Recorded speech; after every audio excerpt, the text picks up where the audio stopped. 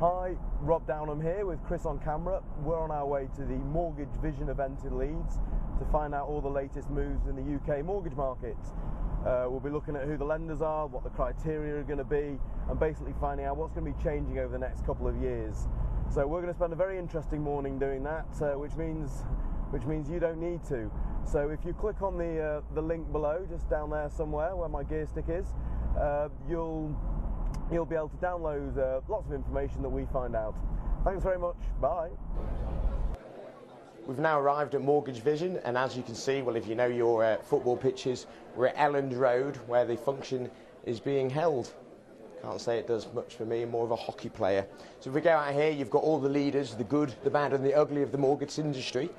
And we're here to learn all about the latest developments in the mortgage market so that we can help you make the best decision.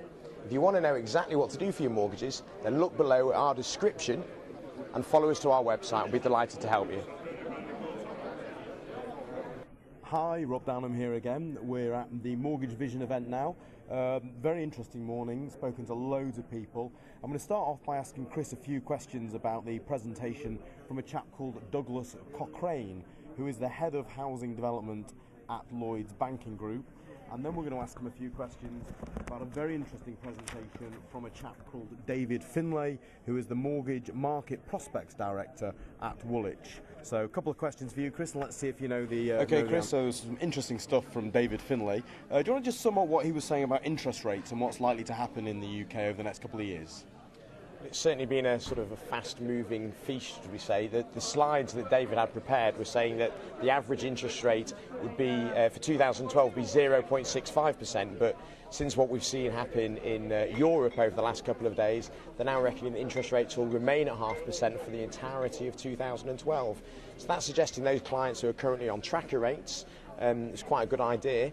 The other thing that he was saying would make a lot of sense is that lending wouldn't never be as cheap as it is now, and hence if you're looking for a 5-year fixed rate, there's never ever been a better time to get one than is now, despite the fact that interest rates are going to remain low for the next year or so. 5-year fixed rates, incredibly good value at the moment. Rob, we listened to a chap called David Cochrane, and he was speaking particularly about first-time buyers, obviously the lifeblood of the market. What did you learn from David regarding first-time buyers? Okay, thanks for the question there, Chris. I've got a few little statistics here. David's head of housing development at Lloyds Banking Group, and they've just commissioned a recent report called The Reality of Generation Rent. And I think the clue's in the title there, that there is going to be a generation of people who are more likely to rent than they were to buy a property. Although there definitely still is a fix. What are you doing? There still is a fixation in the UK about home ownership.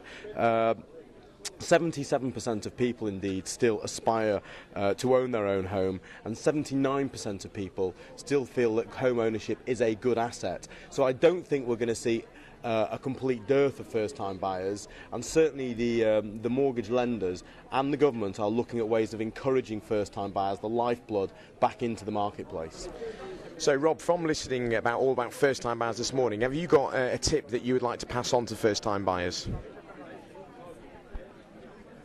I'm not sure I'd call it a tip, but one of the points that came across was it is still cheaper on average to buy a property than it is to rent a property, and that's in the short term. When you look at the long term, it makes a huge difference. People who are going to be long-term renting will never pay off that rent effectively, and when they get to the retirement age, they're still going to have those costs which will be increasing, whereas people who buy a property, they will repay that property, the mortgage on that property eventually, and that's when they'll be able to find retirement is an awful lot easier than it will be if they're a generation renter.